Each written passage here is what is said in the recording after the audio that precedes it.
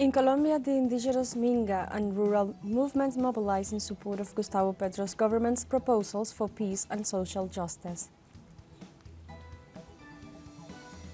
The Secretary General of the Lebanese resistance movement Hezbollah, Sayed Hassan Nasrallah, delivered a speech for the beginning of the Ramadan and stated that the genocide in Gaza should be a lesson for all the peoples of the world. And in Russia, residents of Mariupol head to the polls on the last day of the early voting in the Donetsk region.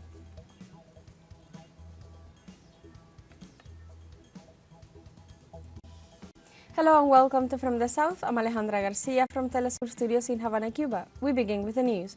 In Colombia, the Indigenous Minga and rural movements mobilized in support of Gustavo Petro's government's proposals for peace and social justice. The activities include the participation of farming communities that will discuss the proposals of the social programs promoted by Petro and the needs regarding peace and human rights. Several caravans are heading to the department of Valle del Cauca to perform a ritual and greet the Minga, which is the collective work done for the benefit of the community, and talk with the High Commissioner of Peace and the Ministries of Defense and Interior. These mobilizations are intended to support the proposals presented by the national government over the last few years, with a special focus on labor, pension and health reforms, which have been debated but have not yet reached a successful conclusion. We have already met with the representatives of the Indigenous Minga, where we have already established strategies that simply allow us to guarantee security in Cali, to guarantee the public and peaceful demonstration, hoping that no event that affects security in our city will occur.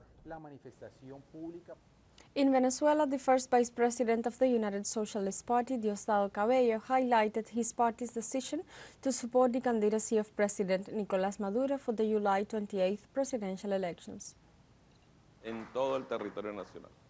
Throughout the national territory, organization, awareness of our militancy, disciplined meetings in order with minutes. Each assembly has a record of how many people attended, the decision that was taken, and there was a decision taken from the grassroots, unanimously, by consensus, to continue with the comrade Nicolás Maduro as candidate for the presidency of the Republic. Likewise, Diosdado Cabello denounced the hijacking and subsequent destruction of the Venezuelan teleSUR plane by the Argentine government and the United States. The Argentinian government stole, and when I say the Argentinian government, I have to say clearly that it's not only Milei. I have to say it. They first stole a plane from us, and then they gave it to the United States. Now they gave it to Milei's government. But the plane had been there for a long time in Argentina. Then when the plane was in the United States, they tore it to pieces. They vandalized it. They dismembered it. They chopped it up for scrap, I imagine. Then the Venezuelan government made a sovereign decision. What is the sovereign decision made by the Venezuelan government? That no aircraft with Argentinian registration may pass through Venezuelan airspace. On Thursday, the Secretary General of the Haitian Network of Anti-Corruption Journalists, Giovanni Michel, reported that a gang received a module of military equipment. The group, led by ISO, has just received new weapons, uniforms and vehicles freshly painted in the same color. The group, linked to the former President Michael Martelly and businessman Steve Colley, is in the habit of obtaining machine guns, pistols and ammunition from Dimitri Herad, said Michael. Herad was the head of security at the National Palace and was in prison for his alleged involvement in the assassination of President Jovenel Moise. He was released during an attack on a penitentiary by a coalition of gangs. Since then, he has been hiding in his hideout and spent his time training the youth and supplies them with the new equipment and weapons.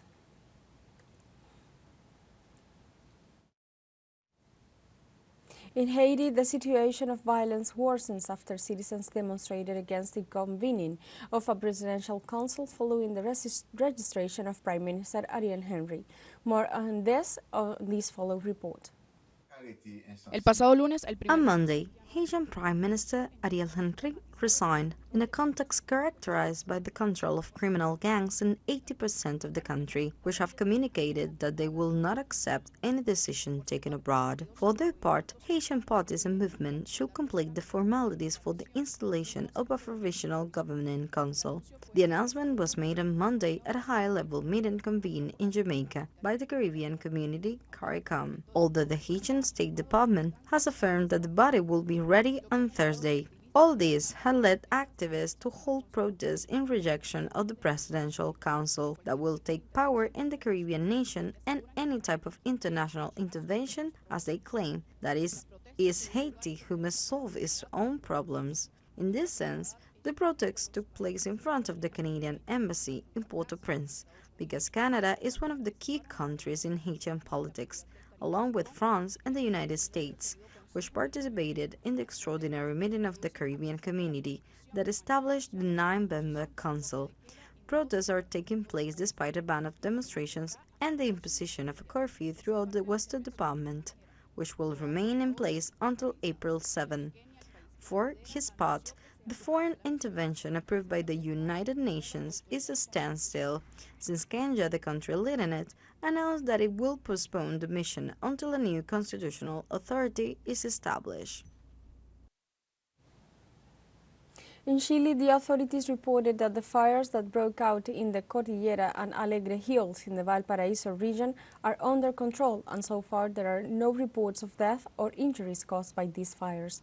During the promulgation of the private security law, President Gabriel Boric said that according to the preliminary balance, damage to 20 houses has been confirmed, although work continues in the affected area and the figures could increase. The flames started in a forest area but quickly spread to inhabited areas, so that the National Service of Prevention and Response to Disaster decreed a red alert in the commune and ordered the evacuation of 8 sectors. Let's take a short break, but remember you can join us on TikTok at teleSUR English, where you will find news in different formats, news updates, and more. Other stories coming up, stay with us.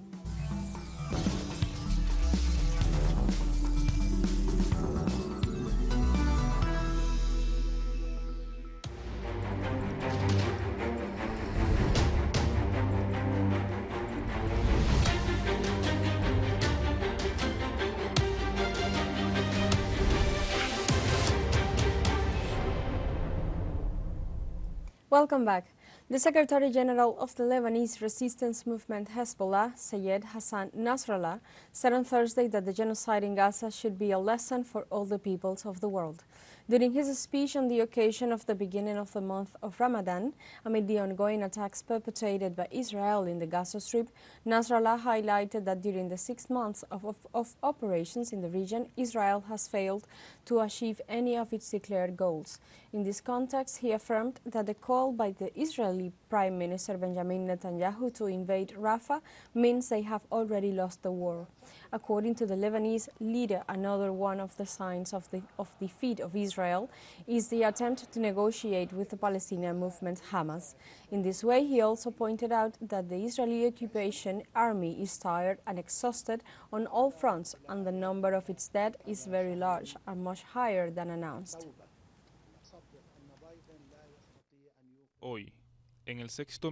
Today, in the 6th month, Netanyahu stands up to say that if you don't go to Rafah, you will have lost the war. I tell him that even if you go to Rafah, you will have lost the war, because after 6 months of fighting, he could not provide a victory scenario and a victory picture of all the goals he announced. All the targets he announced did not achieve a single one. On the other hand, Nasrallah condemned the complicity of the U.S. President Joe Biden with the genocide that Israel commits against the Palestinian people by continuing to supply armaments and ammunition to the Israeli state. Who thinks that Biden can stop the war in Gaza? Who? I don't believe in the world that Biden can stop the war in Gaza. Now, with a stroke of a pen, that stops the ammunition, missiles, and rockets for Israel. The war will stop. It will have no shells to bomb Gaza or Lebanon with the stroke of a pen. At the stroke of a pen, Biden can go to the Security Council to veto it. He does not veto or vote on an international decision that the whole world will confront Israel and force it to stop the war. This story of dropping food is a joke in the eyes of the world. Palestinian Minister of Social Development Ahmad Magdalani informed Wednesday that 70 orphan children from Rafah were temporarily evacuated to the SOS Children's Villages International in Bethlehem until the end of the current conflict. According to the minister, the transfer was carried out by the Ministries of Social Development and Interior in Ramallah in cooperation and coordination with the German government. Magdalani also informed that the Israeli occupation government tried to employ this step positively to its advantage in light of its killing of children and civilians. The minister expressed his thanks to the German government, represented by its foreign minister, for the efforts made to remove these children from the state of danger to which they were exposed in the Gaza Strip as a result of the continuing Israeli aggression.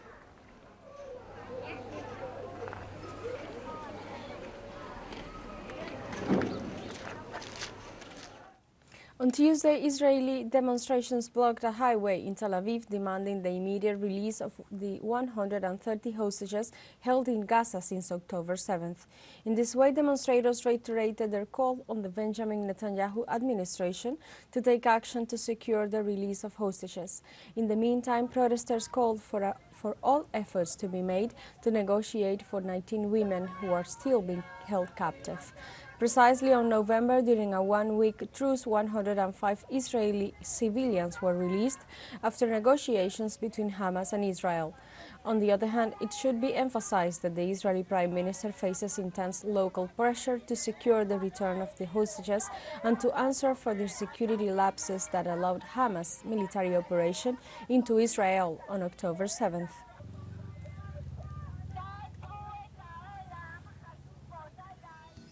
We have a final short break coming up, but before we invite you to join our WhatsApp community for our English-speaking audience, you can scan the QR code on screen to join directly and share the link to reach more people.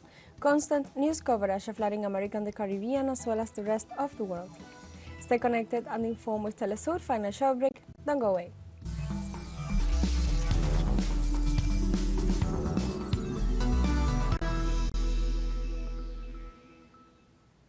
Welcome back to From the South. On Thursday in Russia, residents of Mariupol go to the polling stations on the last day of early voting in the part of the region of Donetsk. Precisely, Russian presidential elections are scheduled to be held from March 15th to 17th and will give the winner a 6-year term of office. It should be noted that the ballots include 4 candidates: Leonid Slutsky for the Liberal Democratic Party of Russia, Nikolai Haritonov for the Russian Communist Party, Vladislav Davankov for New People, and incumbent Vladimir Putin, who is running as an independent. In this regard, the current president welcomed the fact that the vote will be held in 4 newly annexed territories. Delegations from 36 countries and 5 regional bodies will attend the presidential elections in Russia as observers. It was disclosed on Thursday by the Vice President of the Senate, Konstantin Kosachov. The senator specified that 30 national parliaments will be present, as well as interparliament assemblies of international organizations such as the Commonwealth of Independent States.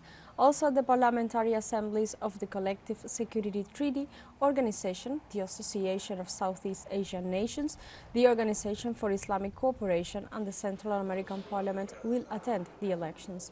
More than 200 parliamentary observers and dozens of electoral experts have received accreditation to date through the Federal Assembly, Russia's bicameral parliament, and that number could increase. In Russia, President Vladimir Putin called the citizens to participate in the presidential elections. The polls will begin this Friday, March 15th, and will be held during 3 days. Tomorrow, March 15, polling stations will open throughout our vast country. A 3-day voting period for the election of the Russian president will begin. It is being held for the 8th time in Russia, which demonstrates the integrity of one of the basic principles of a democratic state, regular elections. Its results will have a direct impact on the development of the country in the years to come. The Russian leader called for national unity in the midst of the difficult challenges the country is going through. I am confident that you understand the difficult period our country is going through, the difficult challenges we are facing in almost every area, and to continue to respond to them with dignity and to overcome the difficulties successfully, we must remain united and have confidence in ourselves. Finally, President Putin stressed that participating in the elections is an act of patriotism. I will say it clearly. Participation in today's elections is an expression of patriotic feeling. This is perfectly understood by the inhabitants on Donbass and Novorossiya, who, in the most difficult conditions, voted in a referendum for unity with Russia. And they will also make their choice these days. Our soldiers at the front will also vote. They defend the motherland with courage and heroes, and by taking part of the elections, they set an example for all of us. On Thursday, China's foreign ministry criticized the passage of a U.S. bill that would ban the mobile phone app TikTok unless it cuts ties with its Chinese parent company. In this regard, Wang Wenbin, foreign ministry spokesperson, assured that Beijing will maintain its protection of its overseas businesses' interests. The bill passed by the United States House of Representatives puts the United States on the opposite side of the principles of fair competition and international economic and trade rules. Its so-called reasons of national security can be used to arbitrarily suppress excellent companies from other countries. Then there is no fairness and justice at all. When someone sees a good thing, another person has and tries to take it for themselves. This is entirely the logic of a bandit. On the other hand, Chinese Foreign Ministry statement denounced that the so-called rules on an order of the United States only benefits Washington's interests. The United States handling on the TikTok incident would allow the world to see more clearly whether the United States so-called rules and orders are beneficial to the world, or whether they are only serve the United States itself. 2 foreign tourists, including an Australian woman, have been killed on the Indonesian resort island of Bali after heavy rain triggered a landslide that swept away their villa. The wooden villa on the popular tourist island was hit by the landslide on Thursday morning after a downpour in the area the previous night. Intense rain eroded water canals used for irrigation and triggered the landslide, killing the 2. The female victim, 47, was born in Australia and had a United States permanent resident permit, while the male victim's nationality and identity remained unknown. Large areas of the Bali archipelagos of 17,000 islands are prone to flooding and landslide during the wet season, which starts around November.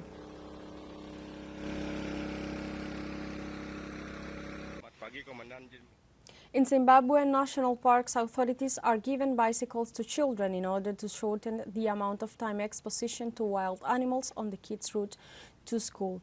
Dozens of school children in western Zimbabwe have been given bicycles thanks to a joint initiative between the Zimbabwean National Parks Authority, Parks, and the International Fund for Animal Welfare, which aims to reduce the time children are on foot during their journeys to and from school, and so reduce the risk of them being attacked by wild animals, such as elephants. Wild animals killed 50 people and injured 85 more in Zimbabwe last year, and elephants are among the most dangerous.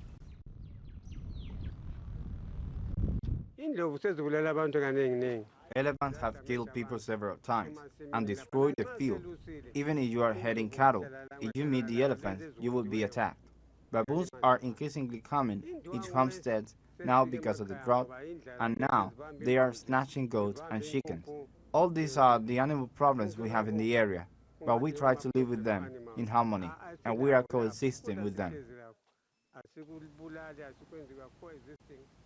And let's go to the world of sports. On Thursday, the River Plate team was proclaimed champion of the football Argentine Super Cup after beating Estudiantes de La Plata with a final score 2-1.